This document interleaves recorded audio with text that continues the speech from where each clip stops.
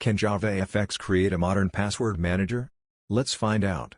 I built this clean password vault interface completely with JavaFX. The application organizes saved accounts into categories like work, social, banking, shopping, and gaming, making passwords easy to find.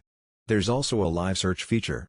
As I start typing, the list automatically filters and instantly displays the matching account. We can add new password entries by entering the account name, username, password, website, category, and an icon. The new account immediately appears inside the vault.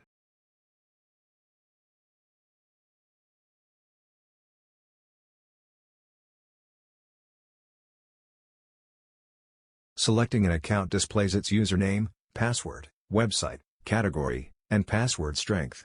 The password stays hidden by default, but we can reveal or hide it with one click. Existing entries can also be edited or removed, while the password strength indicator automatically evaluates each password. The username and password can also be copied directly to the clipboard, with a small confirmation message after each action. And that's our modern password manager UI, built entirely with JavaFX. Follow for more Java projects.